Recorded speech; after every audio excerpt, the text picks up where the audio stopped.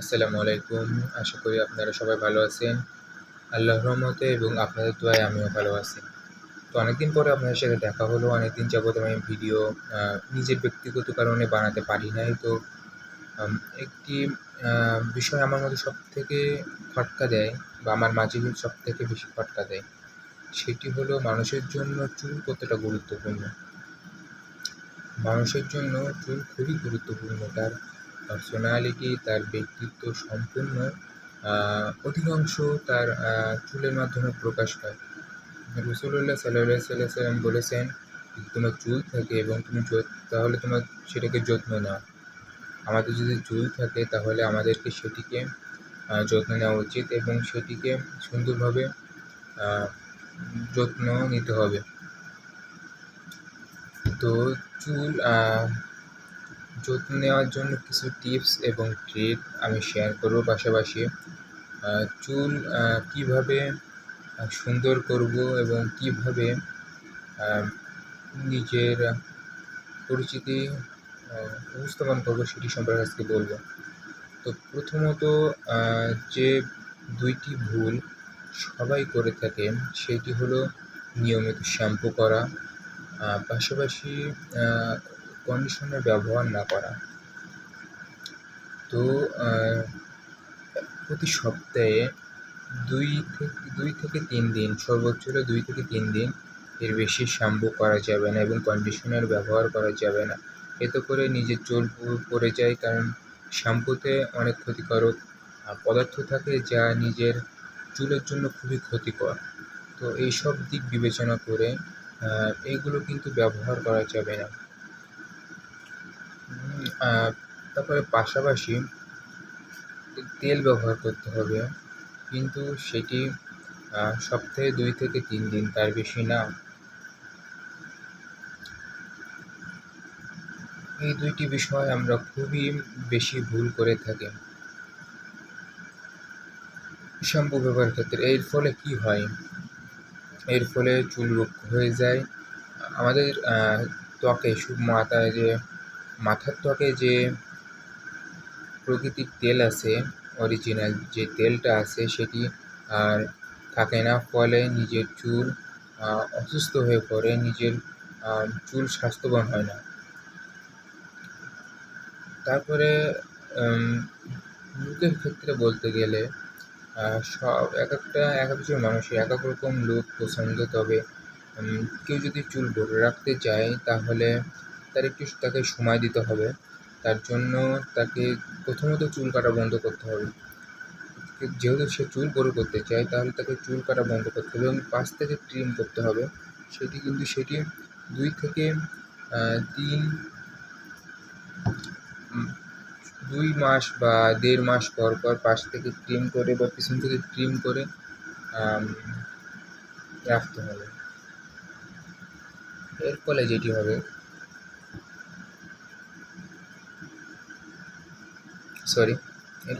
হবে সেটি হলো নিজের চুল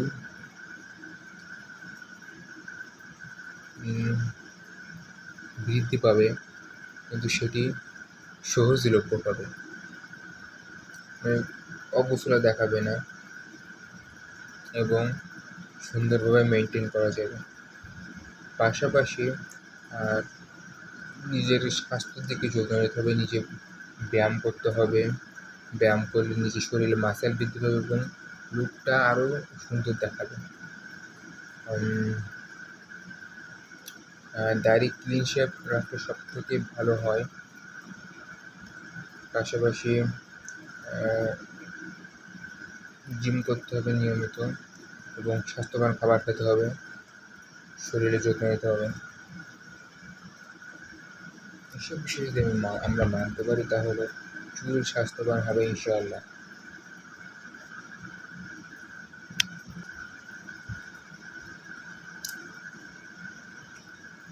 যদি চুল ফাঁকা হতে থাকে, যদি চুল পড়ে যেতে থাকে বা চুলের ঘনত্ব কমতে থাকে তাহলে বিভিন্ন জিনিস আছে যেগুলো ব্যবহার করা যেতে পারে। তার ভিতরে যে এক ধরনের মিক্স পদার্থ আছে, যেমন মেথি, কাঁচা পেঁয়াজ ইত্যাদি দিয়ে একটা মিক্সচার তৈরি করে মাথায় দিতে হবে, সেটির ফলে চুল পড়া বন্ধ হবে এবং চুল স্বাস্থ্যবান হবে।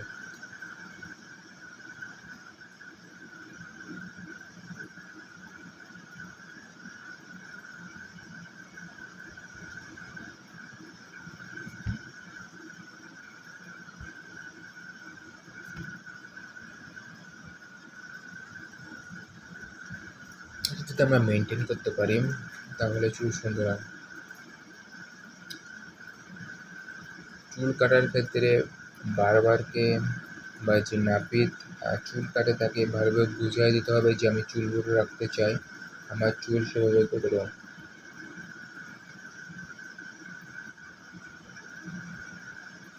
ইত্যাদি বিষয়গুলো যদি মাথায় রেখে আমরা তাদেরকে বলতে পারি তাহলে তারা সুন্দরভাবে আমাদের চুলকে কেটে দেবে বলে আমরা আশা করি। তো এইসব বিষয়ের পরেও অন্যান্য বিষয়গুলো আছে, যেমন নিজের আকর্ষণ, নিজের ইচ্ছা, নিজের অনুভূতি ইত্যাদি কিন্তু খুবই গুরুত্ব বহন করে। আমি কেমন হতে চাই, আমি কেমন লুক পেতে চাই ইত্যাদিগুলা সবই কিন্তু চুলের উপর নির্ভর করে। চুল কিন্তু মানুষের পরিচিতি বহন করে। এর ফলে চুল খুবই গুরুত্বপূর্ণ একটি বিষয়। তবে খেয়াল রাখতে হবে চুল যেন পাশ থেকে নিচে না আসে।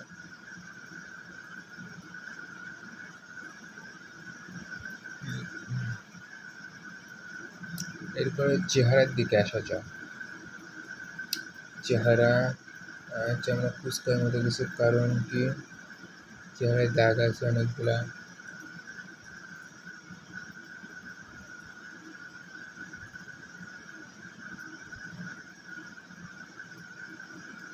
অনেকগুলো কিন্তু দাগ আছে। পাশাপাশি চোখ কিন্তু গর্তের ভিতরে ঢুকে গেছে বা চোখ গর্তে ঢুকে গেছে বলে মনে হচ্ছে, এই একটি সমস্যা। দূর থেকে দেখতে খুব একটা খারাপ মনে হচ্ছে না, বাট যখন কাছ থেকে দেখতেছি নিজের লুকটা খুবই খারাপ দেখাচ্ছে বলে নিজের কাছে অনুভূতি হচ্ছে। তবে এআইকে জানানোর পরে এআই বলছে যে সব থেকে বর্তমান লুকটা ভালো দেখাচ্ছে। এটি কতটা সত্য আমি জানি না, কারণ এআই বেসিক্যালি নিজেকে সবসময় ঝামেলামুক্ত রাখতে চায় বা নিজেকে এমনভাবে উপস্থাপন করে যেন কেউ তার থেকে কষ্ট না পায় বা সেরকম পরিবেশ সৃষ্টি না হয়। তো এসব বিষয় মাথায় রেখে নিজের ফেস, নিজের চুল, নিজের শরীরচর্চা, নিজের পড়াশোনা is very important. Communication is very important. Communication আমার সবথেকে বেশি ইমপ্রুভ করতে হবে। আমার কমিউনিকেশন যতটা ইমপ্রুভ করতে হবে, শরীরচর্চা ততটাই ইমপ্রুভ করতে হবে আমার কমিউনিকেশন এমন হতে হবে যেন সুন্দরভাবে সবার সাথে মিশতে পারি, কথা বলতে পারি এবং পরিবেশকে বুঝতে পারি। পাশাপাশি কোন সময় কী অ্যাক্ট করতে হবে সেটা বুঝতে পারি, কোন সময় কী বর্জন করতে হবে সেটা বুঝতে পারি, কোন সময় কী গ্রহণ করতে হবে সেটা বুঝতে পারি ইত্যাদি সবগুলো বিষয়গুলো বুঝে আমাকে একটি অ্যাকশন নিতে হবে। তাহলে ইনশাআল্লাহ আমি ভালো কিছু করতে পারবো বলে মনে করি।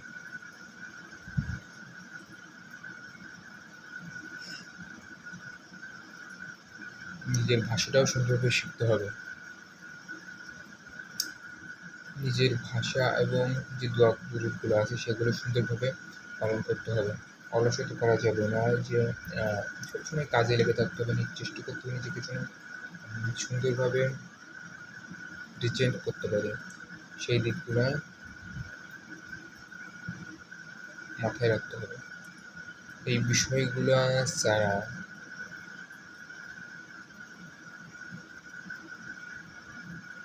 কিন্তু সফলতা খুবই